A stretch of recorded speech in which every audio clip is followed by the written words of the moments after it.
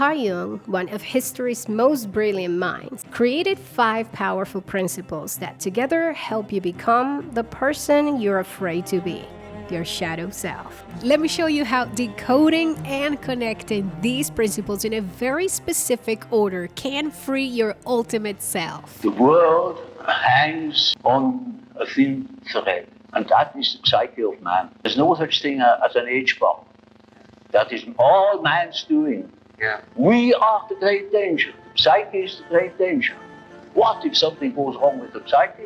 To begin this journey, you have to first face your shadow. But before you can do that, you have to understand what the shadow actually is. On one of his collected works, Carl Jung says that on the civilized level, the shadow is regarded as a personal gaffe, slip, faux pas, etc., which are then chalked up as defects of the conscious personality. The shadow is like shameful parts of yourself you stuffed in your closet. It includes feelings like anger, fear, envy, but it can also include suppressed talents or desires. It can actually have both positive and negative traits that have been repressed because you or others don't find them acceptable.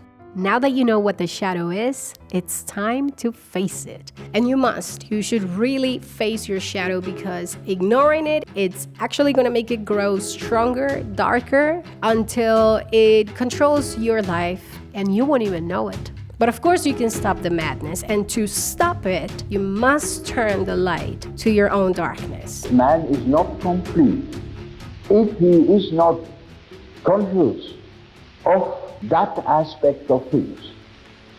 A man is not complete when he lives in a world of statistical truth.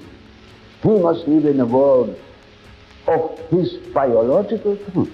It is the expression of what he really is and what he feels himself. One way to see your own shadow self is by taking mental or written note of moments of intense emotions like anger, jealousy, fear, envy. Experts in Jungian psychology advise us to reflect on these feelings to find parts of ourselves that you might actually be avoiding. And don't worry, I'll definitely share more great techniques later, but first, congratulations, you can actually see your shadow. That's huge, but it is useless without the next principle. And after a while, you get the full picture. Yeah. And if you have the full picture and has the necessary moral stamina, well, then he can be cured. I see. But in the end, it is a moral question whether a man applies what he has learned or not. Carl Jung makes massive emphasis on the principle of owning your shadow self, claiming responsibility for your repressed side. No excuses, no blaming others. One thing is sure, a great change of our psychological attitude is imminent. That is certain. Why? Because we need more. We need more psychology. We need more understanding of human nature, because the only real danger that exists is man himself. He is the great danger, and we are pitifully unaware of it. We know nothing of man, far too little. His psyche should be studied, because we are the origin of all coming evil. Accepting responsibility, being real, being honest with yourself about those dark, repressed sides, about how they strengthen or weaken you, that's a superpower. In Dr. Jung's perspective, it's the difference between passively watching life happen versus focusing on what you can control and strategizing towards becoming the person you won't believe you can be. We are shaped through education, through the influence of the parents, which are by no means always personal. They were prejudiced, or they were influenced by historical ideas, or what I call dominance.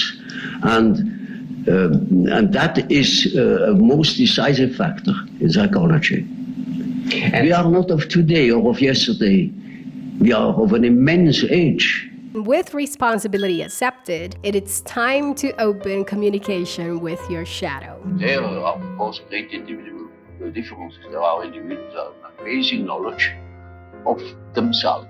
But even those people would be capable of knowing what is going on in their unconscious. The shadow often holds valuable insights, clues, and messages into your unmet needs, but also suppressed desires and even unresolved issues. From a Jungian perspective, let's say your shadow secretly holds a passion for engineering. It might manifest as dissatisfaction or even envy towards anyone who tries to go after a career in engineering.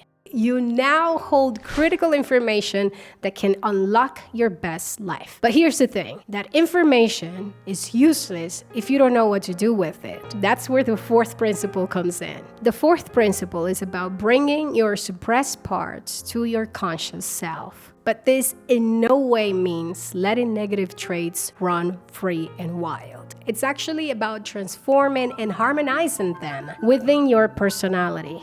So let's say that Antonina is hating on Brutus at work because he got a promotion yet again. But one day, instead of hating on Brutus some more, she signs up for pretzel making classes, puts extra effort boiling the dough, and next thing you know, thanks to that new confidence, she's crushing goals with Brutus. She decided to transform her dark side into a very positive trait. Antonina is obviously reading up on Carl Jung, and it shows. The psyche has two important conditions. The one is the environmental influence, and the other is the given fact of the psyche as it is formed. The self is merely a term that designates the whole personality, because the whole personality of man is indescribable. His consciousness can be described. His unconscious cannot be described, because the unconscious, as I must repeat myself, is always unconscious.